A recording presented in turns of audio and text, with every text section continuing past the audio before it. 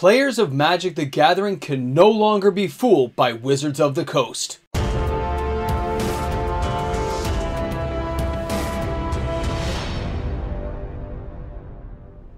Wizards of the Coast has been caught one too many times with their hand in the cookie jar.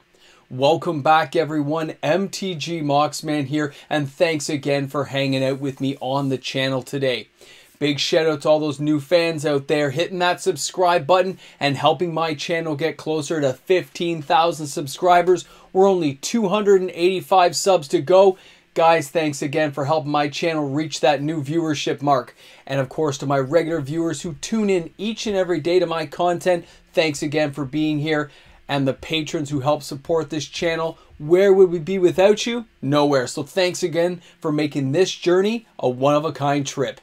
It must be truly frightening to be somebody at Hasbro and Wizards of the Coast making these decisions. To realize that the player base of Magic the Gathering, the community, that Hasbro and Wizards always wanted to be there to buy their products, have now banded together as a unified force and said no.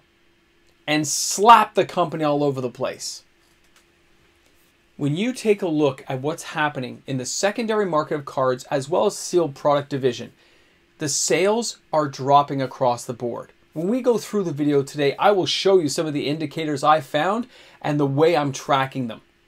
When you go and look at sealed product and you're talking to LGSs and you see their shelves are stocked and nobody's buying, and the singles that are selling are very few and far between, I wonder how Hasbro and Wizards of the Coast is supporting their local LGS through these difficult times, because apparently there's no erosion due to overprinting. That's not a problem that they've actually noticed anywhere. It's funny how me and a group of other people are really starting to notice it. The lagging indicators that they are unaware of at this time does not mean they're not there. It just means they're being obtuse about it and don't want to deal with the problem right now as they search for a solution to try to find a way. But players will not be fooled. Players are not going to walk down that path for a very long time because you're doing nothing to rebuild their trust. Remastered is coming up. Phyrexia All will be one. And so on and so forth. You guys are going full steam ahead, at least into the end of 2022. Then things are going to slow up. I wonder how Modern Horizons 3 is going to go for you. I wonder what cards you think you can put in there that are going to have value, because the sealed products are really collapsing. Nobody's really buying them. I can't wait to see more product dumps, although I bet you Wizards and Hasbro will hold on to those as long as possible to try to say everything's fine. But they're trying to get to that Q4 in at least a neutral area of growth. Although I think they're going to go negative. You can mark that in the video right now. So, the area we are seeing some participation in by the players is the singles market. Singles cards are selling, but every week I'm seeing a dwindling amount of sales overall, as players fed up, frustrated, or in blanket denial and boycott mode refuse to buy stuff. We are going to go through the hottest selling cards in Magic today, like we do each and every week on the channel. These are modern cards and how they sell non-reserve list cards, and these are the hottest ones. These are the highest sales that I could track on the channel for you. I can't wait to share with you guys the results, and if you're new to the channel, go back and look at the last few months worth. Go back to New Capenna. Go back to Kamigawa and look at those Hot 10 videos and look at the sales differences, even with Dominaria United. Take a look at that first couple of weeks and realize what's going on in the market. If this isn't your lagging indicator, what is? Let's get this party started. We're starting out with Titiana, the Voice of Gaia, Brothers War at number 10.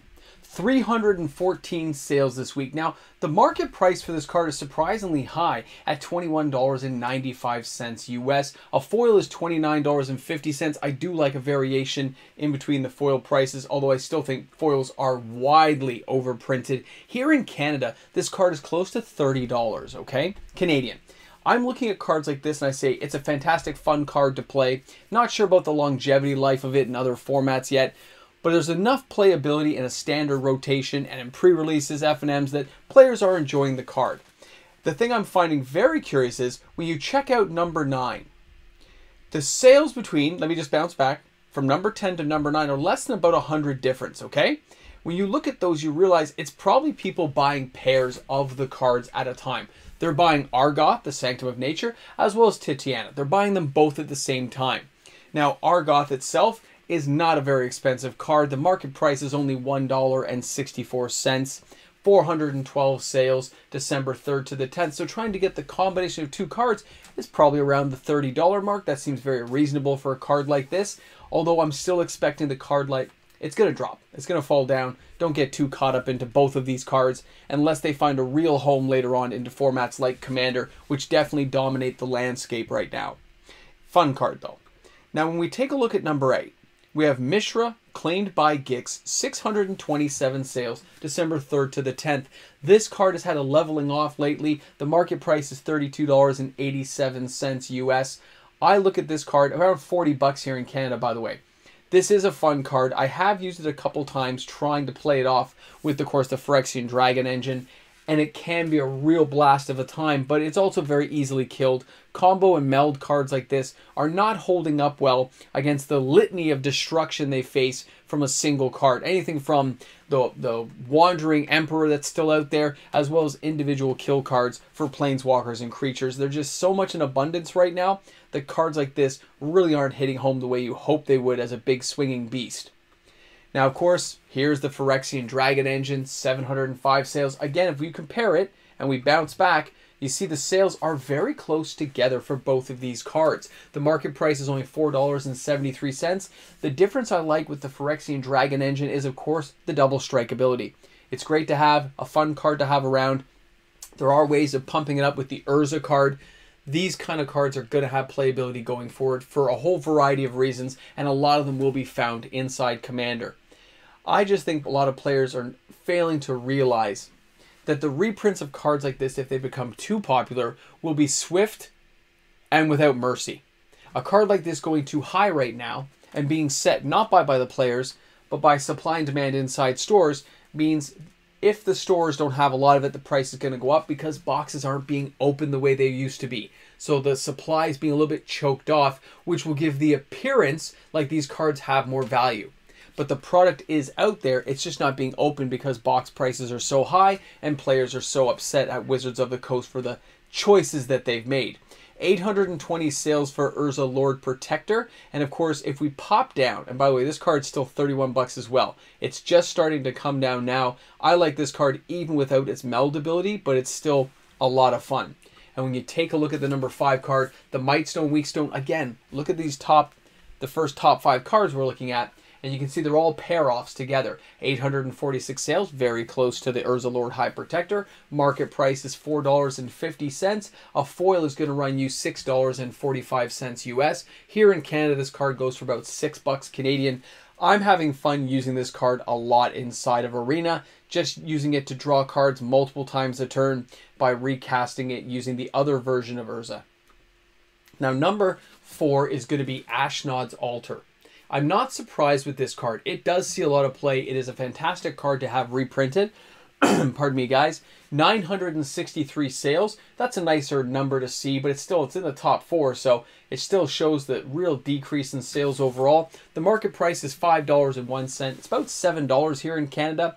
Of course, you can sacrifice a creature to add 2 colorless mana to your mana pool. There are lots of ways nowadays to sack those creatures to get a whole infinite cycle going. So a card like this needs to be a little bit cheaper for players to afford. You can't have it being that $20, $30 card it used to be. Now, number 3 this week is Mishra's Bauble again. 1,236 sales, but look at the price. Look at the decrease in value. This card's down to $1.52, and this is the retro frame artifact version. This card has become so cheap, it's almost its own little meme. I love it because players do like to play with it. It's a placeholder card to get you another card. Fantastic. Now let's go ahead, take a look at number 2. The Haywire Might has been here since release and a week before pre-release. It's holding up very well and the sales are staying very steady. It's only $1.50 Canadian to get this card, $1.37 US. Foil is like $5.47. But when it dies, you gain 2 life, which is fantastic. But it's also that you can sacrifice it to destroy a target non-creature artifact or non-creature enchantment, and you're still going to get that life, which is very nice to see. It's a nice little bonus card that also acts as a creature. So you can block with it, sack it, kill something, and gain 2 life. The multiple effectability of this card is just something that's just, it's phenomenal. Well-built card, well-constructed, not overpowered, but a great utility version card. Let's go ahead and take a look at number 1. Now, Brotherhood's End. 1,490 sales this week. Far cry from some of the numbers we've seen before. The market price is $9.52 US.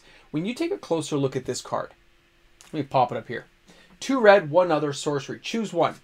Brotherhood's End deals 3 damage to each creature and each planeswalker. What a great card.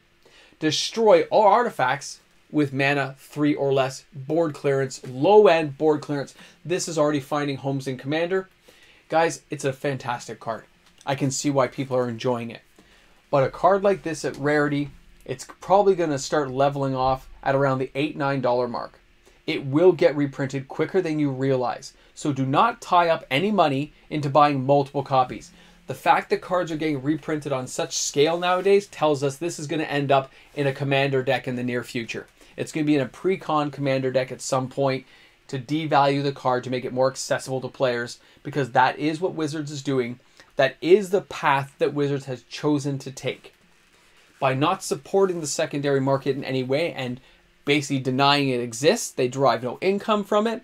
They can do what they want to do. You have to realize a lot of these cards aren't going to have value long term. And even when they have the appearance of it, which is usually a supply choke of people not opening enough boxes, that will only last as long as it takes Wizards to reprint it again in another format, another version, to make it accessible to the player base out there.